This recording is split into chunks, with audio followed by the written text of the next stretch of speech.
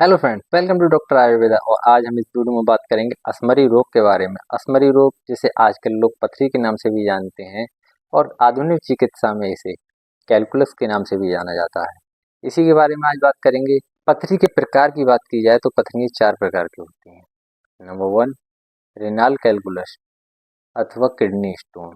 इस प्रकार की जो पथरियाँ होती हैं वो किडनी में पाई जाती हैं, इसीलिए इन्हें किडनी स्टोन अथवा रेनाल कैलकुलस के नाम से जाना जाता है। Number second, urinary tract. Urinary tract इस प्रकार की जो पथरी होती हैं वो मूत्राशय में पाई जाती हैं, इसीलिए उन्हें मूत्राशमरी अथवा यूरिनरी ट्रैक्ट स्टोन के नाम से भी जाना जाता है। Number second, ureter stone. इस प्रकार की जो पथरी होती हैं वो पेशाब नलिका में पाई जाती हैं, इसीलिए उन्हें यूरेटर कैलकुलस के नाम से भी जाना जाता है। Number 4, gallbladder stone. इस प्रकार की जो पथरी होती हैं वो पित्ताशय में पाई जाती हैं, इसीलिए उन्हें पित्ताशय स्मरी अथवा गॉल ब्लैडर स्टोन के नाम से जाना जाता है। इस जो गॉल ब्लैडर स्टोन होती है वो पुरुषों की अपेक्षा महिलाओं में दिख पाई जाती है। तो चलिए आज इस वीडियो में बात कर रहे हैं हम पथरी के कारण और लक्षण के बारे में। तो चलिए देखते हैं इसके होने के क्या क्या कारण होते हैं और यदि ये हो गई है तो इसके क्या क्या लक्षण होते हैं जिससे हम पहचान सकें कि हमें पथरी की प्रॉब्लम जो है वो है या नहीं है। तो चलिए आइए देखते हैं। आज हम इस वीडियो में बात कर रहे हैं पथरी रोग होने के कारण क्या क्या हैं। तो आधुनिक मत के अनुसार मूत्र के ठहराव के कारण कैल्शियम फॉस्फेट या ऑक्सोलेट से ही पथरी रोग का निर्माण होता है, अथवा अनुचित आहार विहार के कारण ही पथरी रोग उत्पन्न होता है। आयुर्वेद कहता है कि वायु, मल मूत्र, छींक, भूख, प्यास, नींद और खांसी, जमुहाई और उल्टी अथवा शुक्र के वेगों को कभी नहीं रोकना चाहिए। जब मूत्राशय मूत्र से भर जाता है तो मूत्र त्याग करने का एहसास होता है, उसी समय मूत्र का त्याग करके मूत्राशय को खाली कर देना चाहिए। लेकिन कुछ लोग बेवजह ही मूत्र को रोक कर रखते हैं। वो टीवी देख रहे हैं या गप्पे लड़ा रहे हैं या फिर सोए हुए हैं या फिर किसी अन्य काम को कर रहे हैं, तो उस समय वो मूत्र के वेग को रोक कर रखते हैं। ऐसा करने से मूत्र की तलछट मूत्राशय में जमती रहती है, जो समय आने पर पथरी का रूप ले लेती है। कुछ लोग बहुत कम पानी पीते हैं। उन लोगों का ऐसा मानना है कि जब प्यास लगे तभी पानी पीना चाहिए, बल्कि ये गलत धारणा है। हमें रोज कम से कम 8 गिलास पानी पीना चाहिए। 8 गिलास पानी पीना चाहिए और 8 गिलास पानी एक बार में ही नहीं पीना चाहिए, बल्कि एक एक गिलास करके पूरे दिन में 8 बार 8 गिलास पानी पीना चाहिए। इससे हमारे शरीर की धुलाई हो जाती है और हमारे शरीर के अंदर जो विष हैं, दूषित पदार्थ हैं, वह घुलकर मूत्र के द्वारा बाहर निकल जाते हैं। कुछ लोग कम पानी पीते हैं।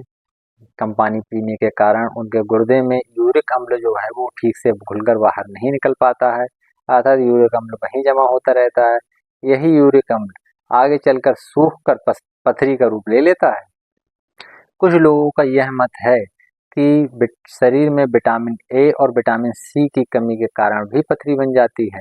डॉक्टर मैक कार्मिन ने इस दिशा में शोध किया और उन्होंने बताया कि यह बिल्कुल सत्य है कि विटामिन ए और विटामिन सी की कमी होने पर भी शरीर में पथरी रोग उत्पन्न हो जाता है।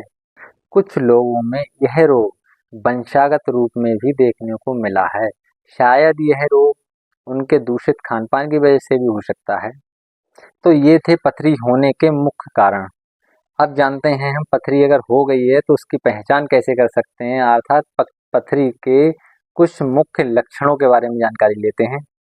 जब किसी व्यक्ति को पथरी रोग होना होता है तो मूत्राशय का फूला रहना, उस व्यक्ति के मूत्र में बकरे के मूत्र के समान गंध आना, बार बार मूत्र त्याग करने की इच्छा होना और बुखार और एलर्जी जैसे लक्षण उत्पन्न होने लगते हैं। इन लक्षणों को देखकर कुछ अनुभवी एवं विद्वान लोग ये जान लेते हैं कि इस व्यक्ति को पथरी बनने लगी है।